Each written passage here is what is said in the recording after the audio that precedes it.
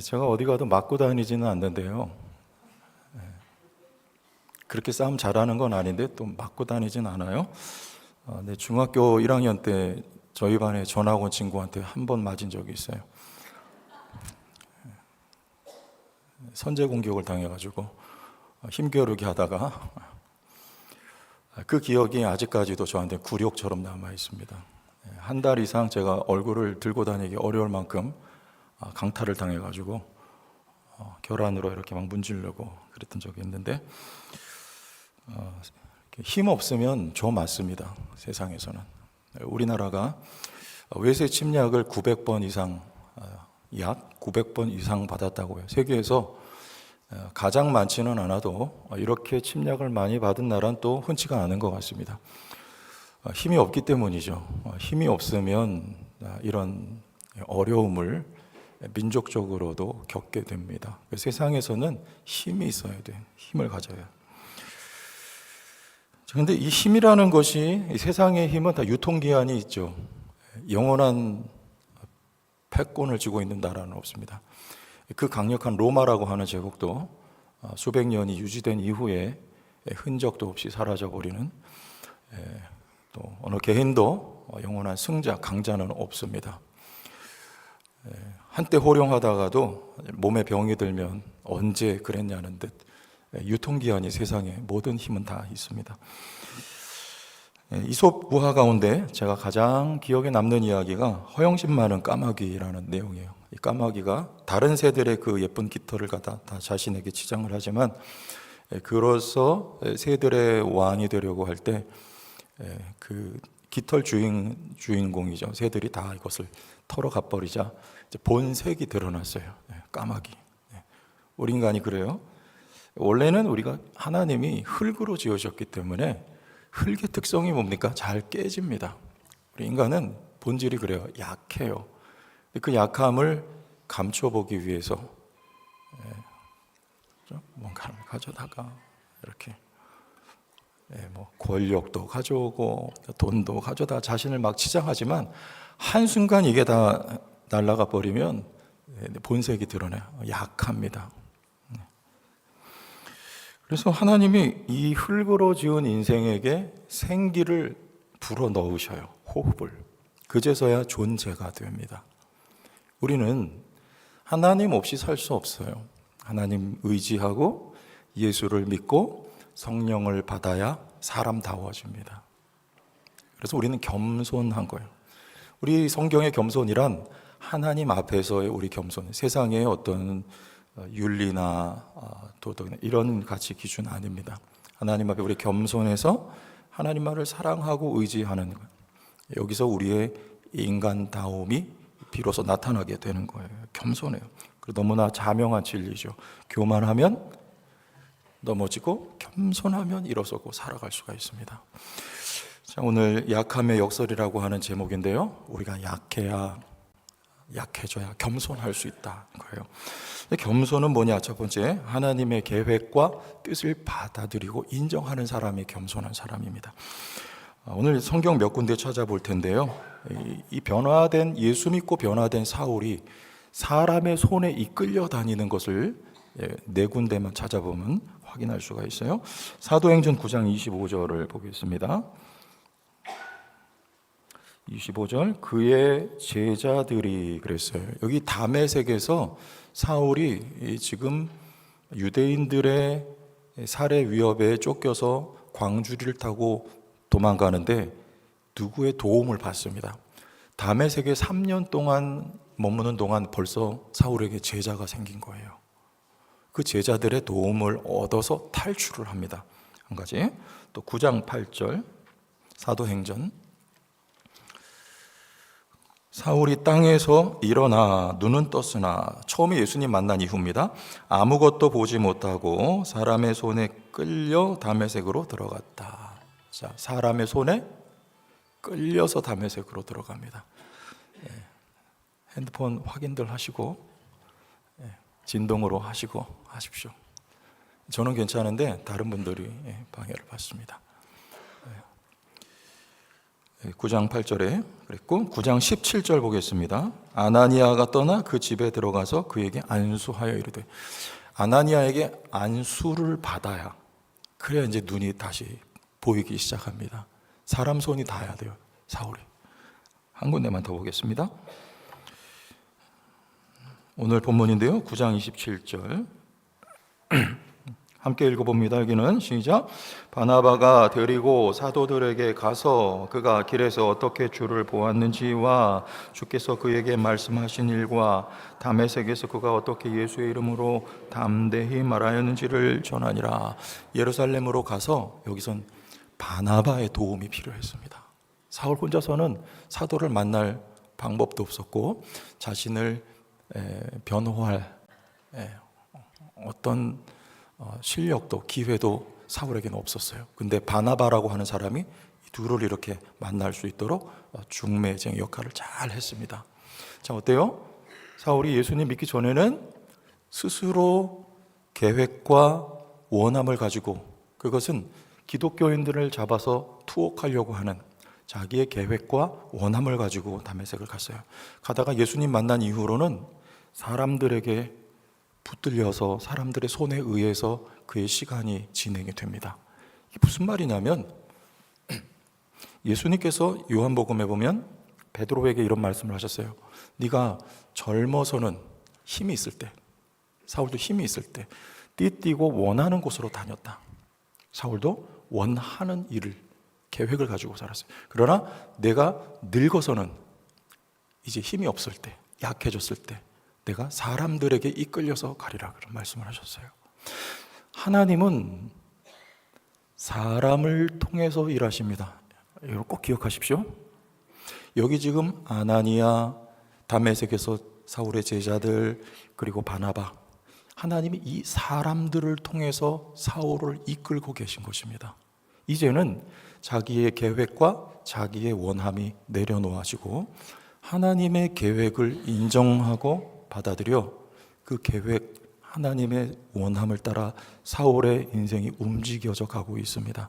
여러분, 이 사람이 겸손한 사람입니다. 계획하지 말라는 말이 아닙니다. 우리는 계획을 해야 돼요. 하지만 사람이 계획을 해도 그 걸음을 인도하시는 분이 하나님이다, 이것을 인정하라는 말이에요. 바울도 계획을 했습니다. 스페인을 가고자 계획했습니다. 하나님의 뜻은 로마까지였어요. 아시아로 가려고 바울도 계획을 했습니다. 그러나 하나님의 뜻은 마게도냐로 인도하실 때 바울이 그 계획을 인정하고 받아들이고 따라요. 여러분, 이것이 겸손한 사람입니다. 여러분 각자를 향한 하나님의 계획이 있습니다. 내가 세운 계획을 때로는 내려놓고 하나님의 계획을 인정하고 따를 줄 아는 사람, 이 사람이 바로 겸손한 사람입니다. 성도님들이 저한테 물어봐요. 목사님, 참 고민이 많겠습니다. 이런 일을 있고, 또 어떤 일이 계획이 있고, 또 이런 말도 있고, 저런 말도 있고, 그래요. 목사님, 참 고민 많겠습니다. 아닙니다. 저는 고민 없어요. 저는 평안해요. 어제도 평안하고 오늘도 평안합니다. 왜냐하면 이 교회를 향한 저의 계획과 의도가 없기 때문이에요. 이 교회를 향한 하나님의 계획과 하나님의 뜻만 있습니다. 우리 부교육자 생활 저도 오래 했지만, 잘하는 부교육자가 뭘 잘하냐면, 일 잘하는 것도 물론 있지만 부교육자들도 계획이 있습니다. 부서에 계획이 있고 어떤 일을 할 때 계획이 있지만, 담임 목사의 계획이 세워지기 위해서 나의 계획을 내려놓고 담임 목사의 계획을 따를 줄 아는 부교육자. 우리 헌법에 그렇게 기록이 되어 있어요. 부목사는 성도를 보좌하는 사람이 아니고 담임 목사를 보좌하는 사람이 부목사, 부교육자입니다. 그래서 그 계획 앞에 자기의 계획을 기꺼이 내려놓을 줄 아는 겸손한, 우리 제천 성도교회 담임 목사는 예수님인 것을 저는 믿습니다. 저는 영원한 부목사예요. 저는 그렇게 믿고 생각합니다. 그래서 왜 편안하냐면, 고민이 없냐면, 예수님이 하시는 일을 저는 그냥 하면 돼요. 예수님이 안 하시는 일은 저는 안 하면 됩니다.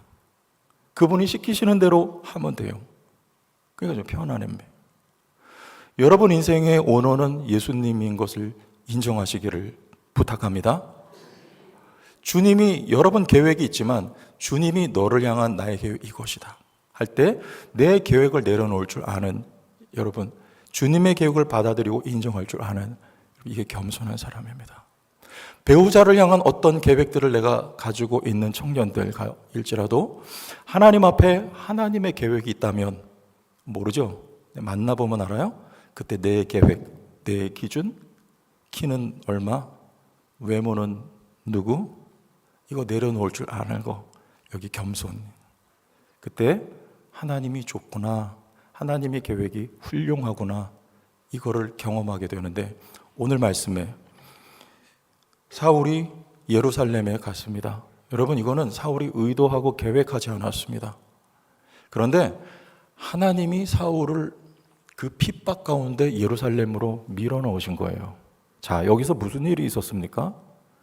사도들과 친교를 하죠.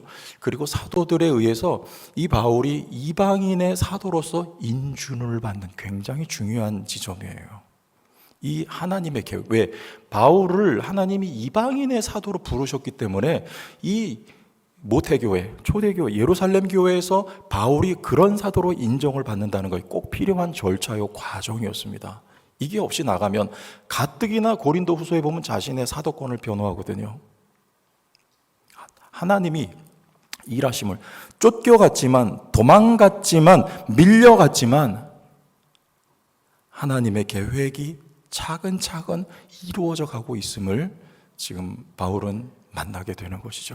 여러분 인생 다 살고 가장 후회하는 순간이, 후회하는 일이 뭐냐면 나 인생 허살았다, 이 고백하는 거. 시간 낭비했다. 다 살았는데 되돌아보니 시간 낭비했어요. 가장 후회하는 고통스러운 시간이라고 합니다. 여러분, 우리가 반대로 후회하지 않는 인생은요, 자연인으로 살아가는 것보다 성령을 받고 이 연약한 인생을 통해 위대하신 하나님의 일이 펼쳐져 간다면 그런 마지막 순간에 후회하지 않는 감사하는 인생을 살게 될 줄로 믿습니다. 무슨 말입니까?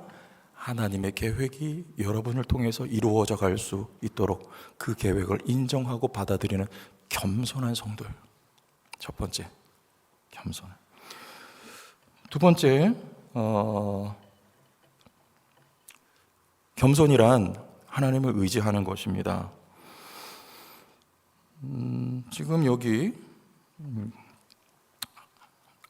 이 경험이, 우리 사진 하나 보고 넘어갑시다. 이 경험이 바울이 지금 이 광주리에 매달려서 저 제자들에 의해서 성 밑으로 지금 야반 도주를 하는 장면인데요.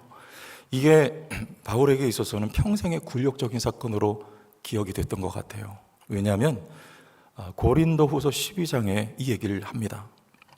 말씀을 확인합시다. 고린도후서 11장이에요. 11장 32절과 33절에 32절, 다메섹에서, 여기는 조금 사도행전에 없었던 이름이 등장해요. 아레다 왕의 고관이 나를 잡으려고 다메섹 성을 지켰으나, 33절, 나는 광주리를 타고 들창문으로 성벽을 내려가 그 손에서 벗어나노라. 지금 바울이 자기의 약함에 대해서 그 요소들을 쭉 열거하고 있는데 여기 핵심이에요, 이 내용이. 그러니까 이 기억이 바울한테는 평생의 부끄럽고 창피한 사건으로 남아있어요. 여기서 이 아레다 왕의 고관 그랬는데, 이 아레다 왕은 나바테아 왕국의 왕이었습니다. 아레다 왕 4세. 근데 우리 지도를 보고 잠깐, 저 가운데 푸른 부분이 여기가 이제 요단강, 그리고 사해바다 여기 하고, 그 요단강 건너서가 전부 이렇게 빨갛게 되어 있는 데가 여기가 나바테아 왕국입니다. 이 나바테아 왕국이 바울 당시에, 바울이 아라비아라고도 표현을 했어요. 여기 수도가 어디냐면 저 빨간 동그라미 안에 들어있는 페트라라고 하는 곳인데, 이스라엘 성지순례를 가면 여기 가게 됩니다. 사진 나왔는데, 이렇게 도시가 바위를 깎아서 만든 그런 도시예요. 페트라. 저기 본의 아니게 제가 초상권을 침해했어요. 퀄리티 있는 사진을 찾다 보니까. 근데 다시 지도로 돌아가서 이 페트라에서 저 위에 지도, 파랗게 되어 있는 동그라미 여기가 다메섹입니다. 여기도 다 나바테아 왕국의 관할이에요. 그 나바테아 왕국의 아레다 왕의 고관이 지금 아마 추정은 바울이 다메섹에서 복음 전하기 시작했는데 3년 동안 그의 행적이 성경에 감추어져 있습니다. 그때 저 페트라라고 하는 수도에 가서 아마 복음을 전했을 것이고 바울이 간 곳마다 소동이 일어나요. 그래서 그 일 때문에 이 나바테아 왕국 아레다 왕의 고관이 저 다메섹에까지 바울을 잡으러 갔을 때 바울이 거기서 광주리를 타고 생선 비린내 풀풀 나는 그 생선 광주리를 타고 내려왔던 이 사건이 바울 기억 속에는 평생의 부끄러운 사건으로 어디 내놓기 어려운 굴욕으로 남아 있습니다. 그런데 이것을 자랑하노라 이렇게 지금 바울이 자랑을 하고 있습니다. 무슨 일입니까? 승리자는 성을 기어 올라가서 승리를 쟁취하는 그림이죠. 그런데 바울은 지금 그 반대로 성에서 지금 부끄럽게 내려오는 전형적인 패배자의 모습입니다. 이것을 자랑한대요. 왜입니까? 겸손한 것이죠. 높은 곳에서 내려오는 것이 겸손이고, 겸손이 뭔지 따로 설명합니다. 그러면 교만하면 높은 곳에만 머물러 있으면 여러분 멸망하고 낮은 곳에 겸손해지면 살아요. 바울이 높은 곳에 있었던 경험, 우리 고린도후서 12장 7절 여기 같이 읽어보면 좋겠습니다. 12장 7절 7절 다 같이 시작. 여러 계시를 받은 것이 지극히 크므로 너무 자만하지 않게 하시려고 내 육체의 가시 나를 쳐서 너무 자만하지 않게. 자, 여기 이 말하기 전에 1절에서 무슨 말하는 무익하나마 내가 부득불 자랑하노니 주의 환상과 계시를 말하리라. 내가 그리스도 안에 있는 한 사람을 아노니 그는 14년 전에 셋째 하늘에 이끌려가서 거기서 말로 표현할 수 없는 말을 듣고 환상과 계시를 봅니다. 3000층이라고 보통 셋째 하늘에 바울이 갔었어요. 높은 곳을 경험했습니다.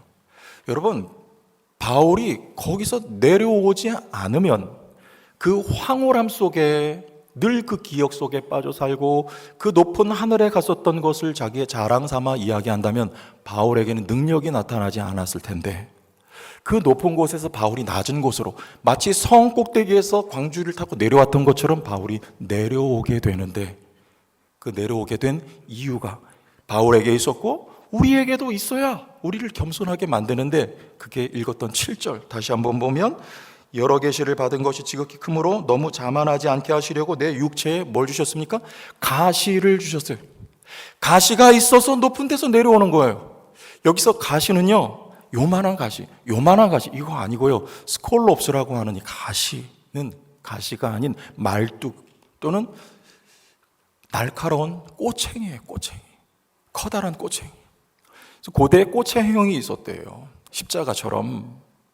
그 꼬챙이를 세워놓고 이 죄수들을 날카로운 꼬챙이 위에다가 죄수를 앉혀놓으면 중력에 의해서 꼬챙이가 점점 몸속을 관통하게 되는, 지금 바울에게 어떤 스콜롭스가 있는지는 학자들은 질병이라고 합니다. 그것을 안질이라고 말하기도 하고요 간질이라고 말하기도 하지만 정확히는 모릅니다. 그 스콜롭스를 빼달라고 하나님 앞에 간구합니다. 3번 기도했어요. 그러나 하나님은 뽑아주시지 않고 하신 말씀이 내 은혜가 내게 족하도다. 내가 내 능력이 약한 곳에서 온전하여 지느니라. 스콜롭스가, 제가 이런 표현 쓰는 거 이해해 주세요. 가시라고 하긴 너무 약하고 꼬챙이라고 하면 너무 잔인하기 때문에 스콜롭스라고 표현합니다. 이것이 바울에게 있어서 그가 천상에서 이 낮은 곳으로 겸손해질 수가 있었습니다. 여러분, 겸손이라고 하는 건 윤리 도덕적인 개념이 아닙니다. 관계적인 의미가 담겨 있어요. 제 딸아이가 없으니까 또 얘기를 좀 팔아야지. 저희 아이가 고등학교 가면 서울에 가서 공부하고 싶다고 저한테, 아빠 나 서울에 보내줄 수 있어? 그래서 네가 원하면 가라. 대책이 있니? 서울 가서 어디서 지낼래? 그랬더니 요새는 고시원이 꽤 좋대요. 너 고시 공부할 것도 아닌데 고시원 가서 살겠다니. 하여튼 이렇게 안전하기도 하고 깨끗하기도 한 그런 데가 있다고 합니다. 근데 한편으로 그 말을 들으면서 기특하기도 하고, 네가 이제 컸구나. 그래서 부모 곁을 떠나서 이제 독립하려고 하는 마음 벌써부터 갖는구나 하는 마음도 드는 한편에 서운해요. 벌써 네가 부모 품을 떠나려고 하는가. 부모는요, 여러분 경험하시겠지만 언제 좋냐면 이 자식이 꼭 도둑, 좀 표현이 그렇지만 용돈 달라고 하잖아요. 그럼 그게 싫지 않더라고요. 저만 그런가요? 다 그렇죠? 엄마 아빠한테 돈 달라 그러면 돈 없어 이런 말도 하지만 실은 좋아요. 제 아내가 달라 그러면 좀 달라 얘기가. 우리 하나님 여러분 마찬가지인 거 아세요? 하나님한테 구하고 찾고 두드리고 부비고 의지하고 기대고 막 하나님 못 살게 굴고 그러잖아요. 우리 하나님 절대 귀찮아하지 않으세요. 기뻐하시고 좋아하시고 안아주시고 우리 하나님 아버지 이런 분이세요. 믿습니까? 이게 겸손이에요. 그렇지 않고 나 하나님 필요 없다, 나 홀로 살아갈 수 있다, 이 교만이에요. 어디서 우리가 겸손해집니까? 어디서 하나님께 가까이 나갑니까? 바울에게 뽑히지 않는 그 기둥 같은 꼬챙이가 평생에 그게 꽂혀 있었어요. 스콜롭스가요. 이 고통스러워서 하나님 앞에 가까이 갈 수밖에 없었던, 하나님을 부르짖고 찾을 수밖에 없었던, 만약에 이 가시가 아니었다면 천하의 바울도 연약한 인생이었기 때문에 그는 하나님 앞에 덜 겸손하거나 교만, 자신의 표현들 자고했을 것이고 그를 통해 하나님의 큰 일이 나타나지 않았을 텐데, 하나님은 우리를 이런 방식으로도 사랑하십니다. 여러분에게 말 못할 어떤 스콜롭스가 있습니까? 그것이 있어서 높은 곳에서 우리를 낮은 곳으로 하나님이 내려오게 하시고 겸손하게 하시고 하나님과 더불어 살아갈 수 있게 해주시는 은혜의 하나님이신 것을 꼭 기억할 수 있기를 바랍니다. 제가 잘 아는 분이라서 말씀을 좀 드려요. 사진에 이분이 이진욱 권사 여사신데요, 남편이 시라손이라고는 우리나라에 아주 유명한 주목 썼던 그분인데, 이분에게 스콜롭스는 남편이었어요. 남편 6남매예요.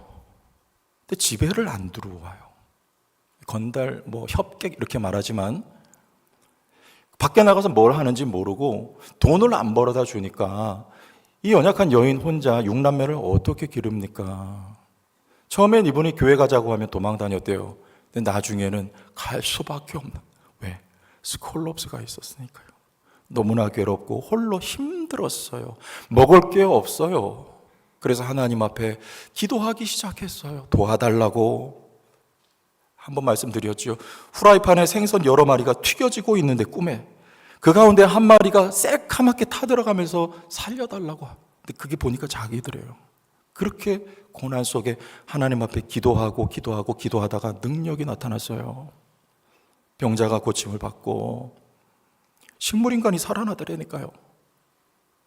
그리고 귀신이 쫓겨나가고, 더 놀라운 건 그 스콜롭스 남편이 예수를 믿고 천국에 갔어요. 그 자녀들이 다 예수 믿고 막내가 목회자가 됐어요. 그 손주 손녀들 다 예수 믿음의 가문을 이루었습니다. 무엇이? 겸손이 능력입니다. 하나님과 가까워지는 거, 하나님하고 친밀하게 지내는 거, 하나님을 좋아하는 거, 그 가운데 기도하는 거, 이게 능력이 돼요. 하나님으로 물들여지는 거예요. 그의 능력으로 물들여집니다. 그의 복으로 물들여집니다. 겸손한 거예요. 무엇이 그렇게 했습니까? 가시가. 여러분에게 뽑혀지지 않는 스콜롭스가 있다면 다시 해석할 수 있는 은혜가 있기를 바랍니다. 겸손할 때 살아요.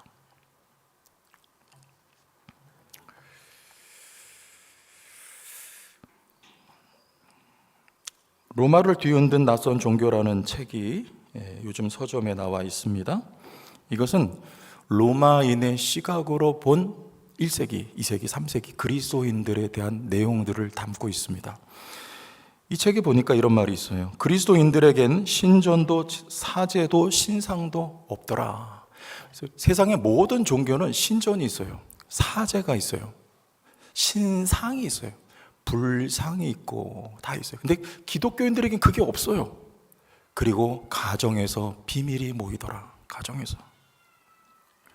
그들은 십자가에 못 박힌 시골 마을 출신의 유대인 이단자를 공경했다. 이단자로 정죄받고 십자가에 돌아가시지 않았습니까? 타 민족들을 지도에 표시할 수 있는 타 민족들은 집단이었지만 지도에 표시할 수 있는데 이 그리스도 추종자들은 지도에 표시할 수 없는 적이 없는 존재들.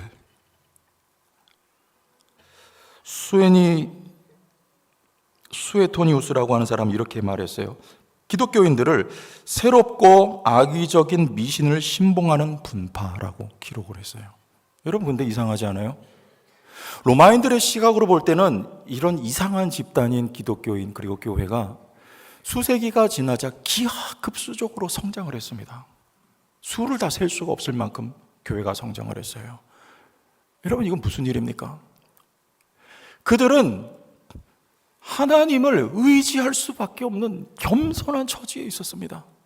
대표적으로 네로 황제 때 짐승의 가죽을 덮어 씌워가지고 들깨들에게 그리스도인들을 먹이로 주었어요. 그리고 그 시체를 가져다가 야간 정원 파티에 횃불로 사용해 로마 시민을 밝혔다고 합니다. 이런 극심한 박해 가운데 그들은 피해서 카타콤은 무덤이에요. 무덤 속에 들어가서 하나님을 예배할 수밖에 없었던 그들을 통해서 하나님이 일하신 것이라고 저는 믿고 모든 학자들과 역사가들이 그렇게 해석을 합니다. 우면동에 가면 서울에 우면동 교회라고 있습니다. 그 교회 목사님 제가 왜 하냐면 제가 잘 아는 장로님이 그 교회를 출석하시는데 설교하시는 모습을 보면 꼬챙이 같아요. 꼬챙이. 왜? 위장병이 너무나 심하기 때문에 지금도 소화를 못 시켜요. 그냥 조금 잡숫고 그렇게 겨우겨우 숨만 쉬고 살아가는 처지. 뭘 할 수 있겠습니까? 앉아서 조금 잡숫고 신방, 교회 운영 다 교인들한테 맡기고 말씀만 팠어요. 할 수 있는 게 그것밖에 없어요. 그런데 놀랍게도 그 교회가 개척한 교회에서 시작해서 지금 저희 교회보다 더 많이 성장을 했습니다. 누가 하신 것입니까? 약할 때, 겸손할 때 하나님이 역사하시는 줄 믿으시길 바랍니다. 내 계획을 내려놓고 하나님의 계획을 인정하는 겸손함이, 나는 약한 처지에 가시가 박혀있는 인생일지인데 하나님 앞에 겸손하여서 하나님이 나를 통해 놀라운 일을 행하시는 하나님의 크심과 위대하심을 경험하는 성도들이 다 되기를 예수님의 이름으로 축원합니다.